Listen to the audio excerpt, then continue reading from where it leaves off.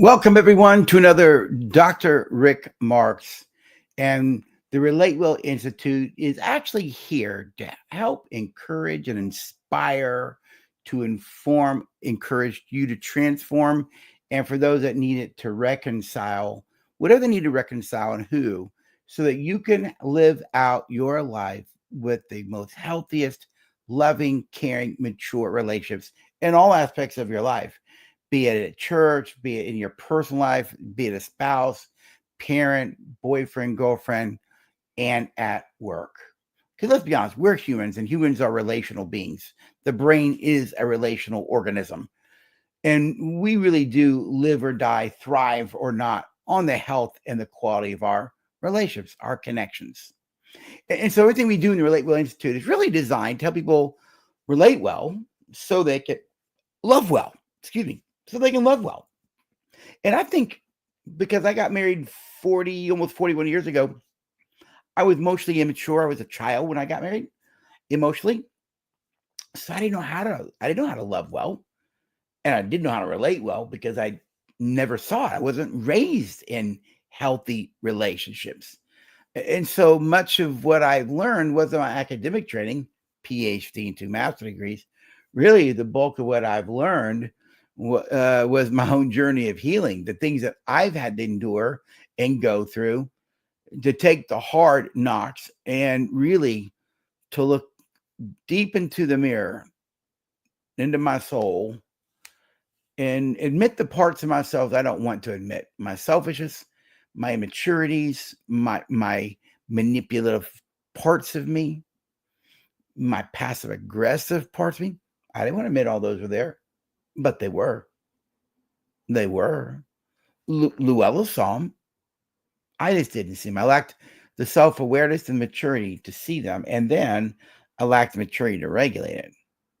Not that guy anymore. Not that I'm perfect by any stretch of the means, but my wife would tell you I'm definitely a different man today. And so now we're going to jump into another Relate Well Institute with Dr. Rick Marks conversation around kindness. Kindness. And we're going to have a conversation about encouraging kindness. And so here we go. We're going to put this up here for a minute. Have you ever watched those TV commercials? Ones I remember, like were done like either downtown Chicago, New York City. Somebody's walking along and helped somebody cross the street. And then that person who got helped across the street did something kind for somebody else. And that person who received that kindness went on and did something for somebody else. It was like you seeing acts of kindness pass on for the person who received it. They gave it. I think kindness works that way in a lot of ways. I think when people are kind towards us, have goodwill towards us, we tend to want to go give it to others.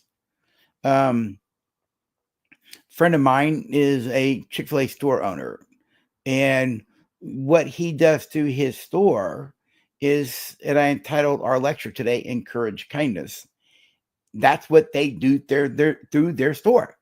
His thing is, we are going to encourage our staff to encourage kindness. And the way that we're going to encourage people to be kind is we'll be it ourselves. We will be kind people. And when people mistreat us or disrespect us as a customer, we're going to give them kindness right back. Why? We're going to choose to take the better road, the higher road, than to lower ourselves to that person. Besides, we don't know whether they had a bad day or not. We don't know why they're treating us the way we do. But we can treat people with kindness. And you'll notice that I'm going to kind of shift here. We can actually see kindness. You know, here's a couple of graphics, right? You can see it when people are being kind, and you can see it when they're not, right? And interesting, when people are not kind, because they're unkind, they tend to justify their unkindness. They tend to say, hey, I don't have to listen to you, right? I don't have to do what you say. And I treated you this way because you treated me that way. Well, I knew what you were going to say first, so I said this before you did. That's all unkindness. But you can see it. But at the same time, you can see kindness in action. That's the whole point I want to make is you can actually see kindness in action. Now let's talk about kindness as a definition. One definition in the Greek is the idea something is kind when it's useful, that it's fit for use. That's one root to the word kindness. Is the Greek is fit for use. Something is useful. But then there's this old English word of kind that means kin, like this is my kind. We're of the same kind, class, family, right? So there's that idea that we're fit for use or useful. Then we have the idea that we're a part of the same group, right? These are my kind of people. But look at this definition here. Kindness points to a character quality that is not only useful and essential, but points to an attribute to what it means to be truly human. That's by Joel Thomas. Let's go over this quote again.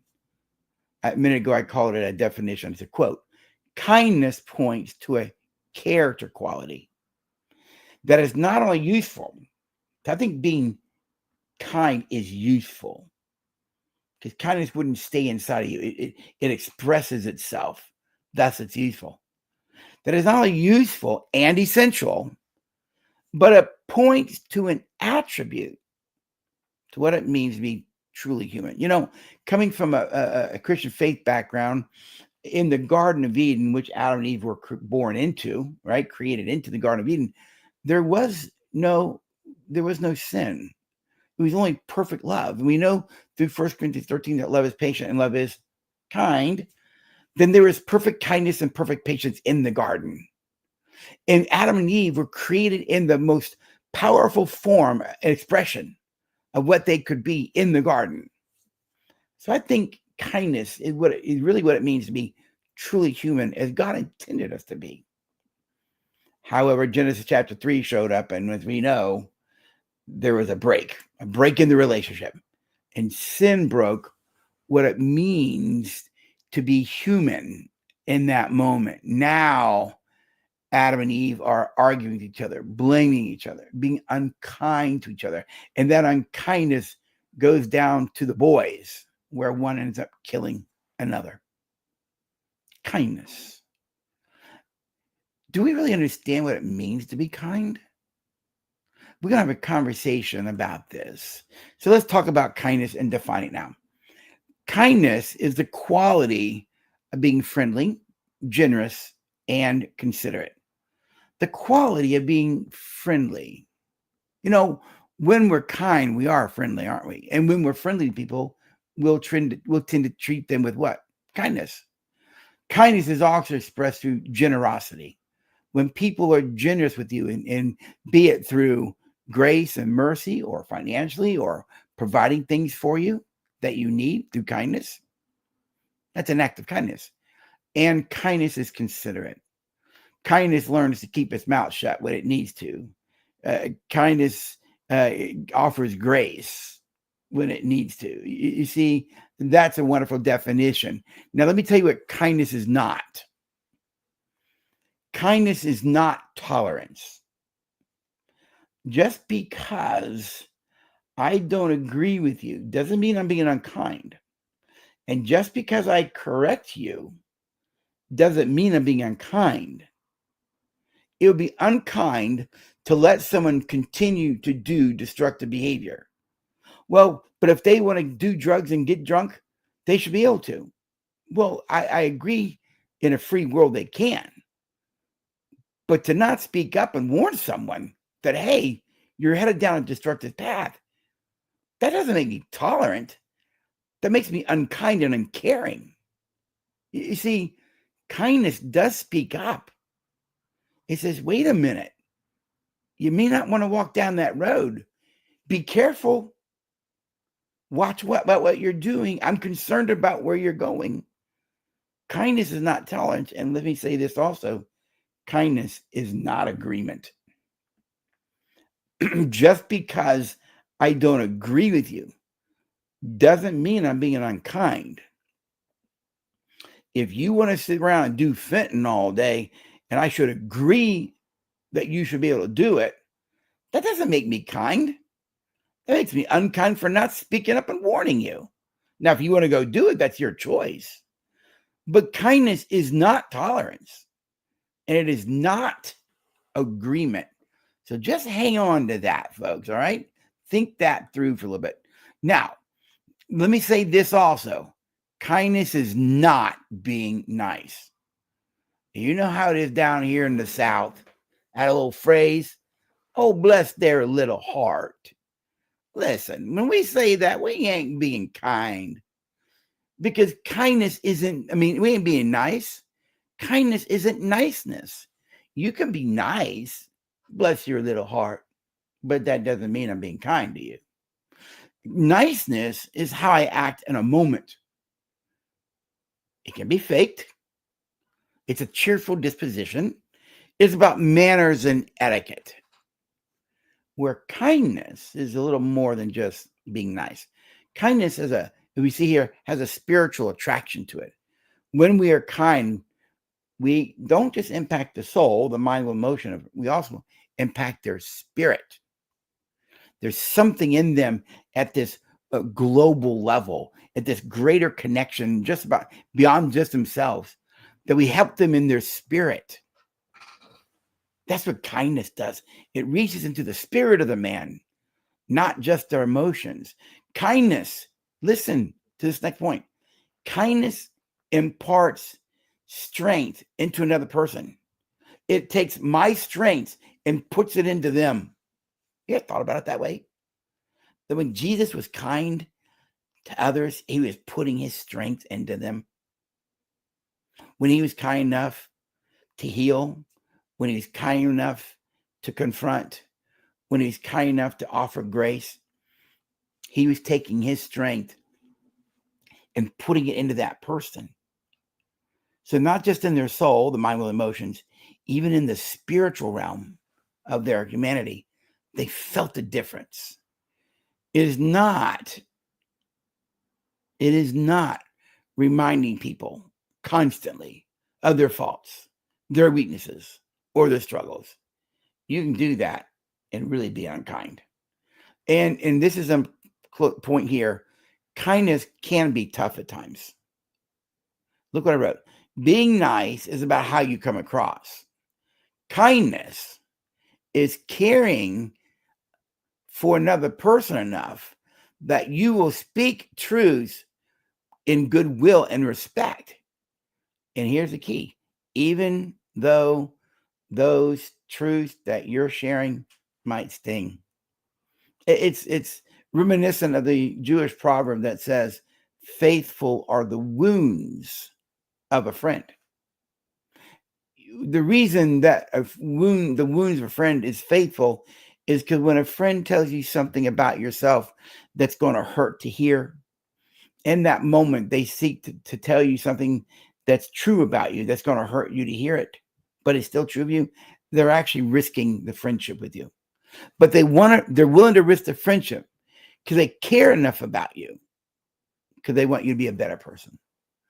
Oh, could we live in such a way that we live a life of kindness, not just being nice. Bless your little heart. All right, as we move along here now. So what's the opposite of being kind? Simple. Being cruel. Remember that lady's name? Cruella? Not my wife, Luella. That's Cruella. I think it's 101 Dalmatians. The opposite of being kind is cruel. And just as much as you can see kindness, you can see cruelty. You can see being cruel to another person. You see, when we're cruel, looky here, we're not being kind. Because see, in all of life, there's grace and truth. When we are being kind, grace operates because we're operating in humility. And because when we're kind, we're operating in humility, we offer grace. But when we're not kind, we won't have grace. So we become uncaring and we disregard people. Thus, we become callous towards them. Right? And when we're kind, we speak the truth in love that uplifts them. But without kindness, you're not speaking the truth to uplift. You're doing it to condemn, which is only further evidence of your callousness, and you will come across as cruel. Cruel. And you get to choose how you are every single day. Sadly, many people aren't really seen as kind. They're seen as what? Cruel. And love is kind. It is patient. It isn't cruel. So what are some possible causes of kindness? Here's some thoughts for you. Number one, I believe that kindness is a virtue. I believe it's a virtue. If God is love and love is patient and kind, then God is patient and God is kind. It's his very nature. It's his value system. It's the virtue of who he is. And since we are made in his image, and the image of God is love, maybe kindness is actually a virtue. We have to live out of that virtue or not, right? Next, that believing that kindness is a value to live your life by.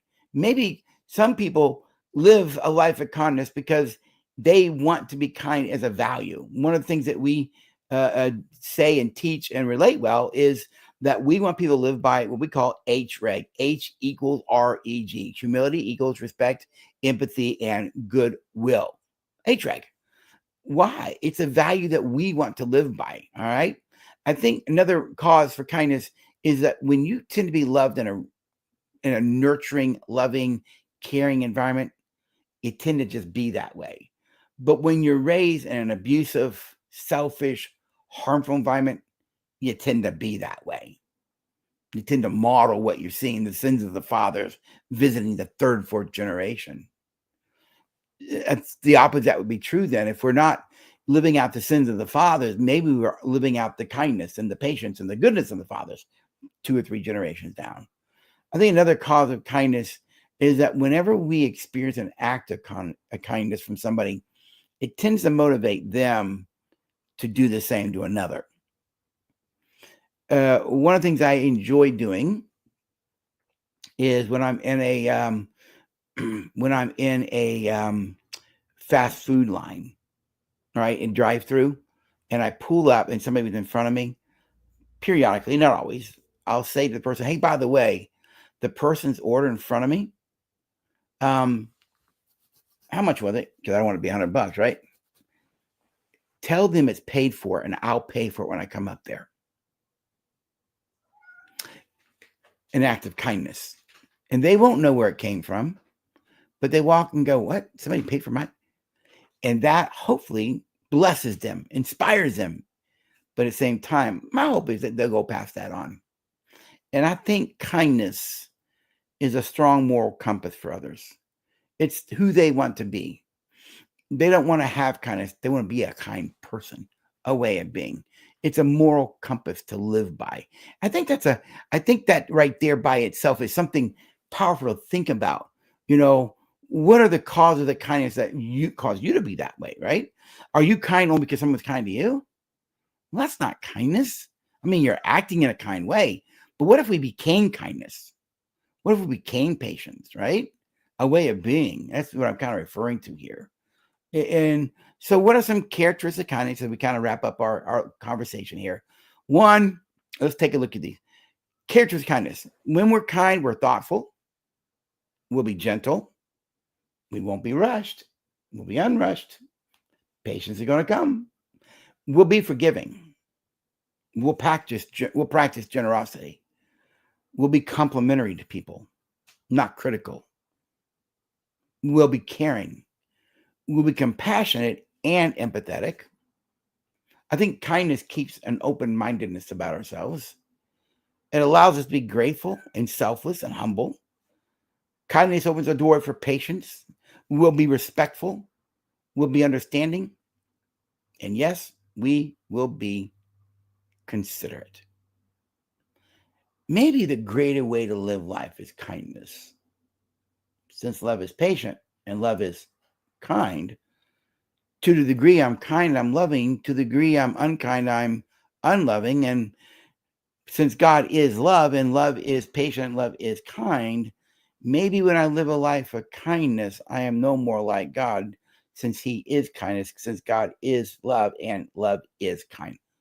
Maybe when we live a life of love, then we are being kind in essence. In essence, because love is kind. What difference would that make in your life? Because we know through scripture that love is patient and kind. What if we positioned our hearts to start living a life of kindness in every aspect of our life, day by day, moment by moment, so we become it? So that no matter what we do, we're always being kind. And we look for intentional moments to practice it for someone around us who needs an added touch of kindness. Just some thoughts for you. Hey, this is Dr. Rick Marks. If you'd like to connect with us, you can scan that code right there. And listen, thank you so much for allowing us to come into your life and just share some thoughts with you. We hope it's been a blessing. Be sure to like us and subscribe to us on YouTube, even on our Facebook page. You can follow us there as well, and leave us a recommendation, some thoughts about what meaning this has had for you. Hey, it's Dr. Rick Marks, and may you have a great day.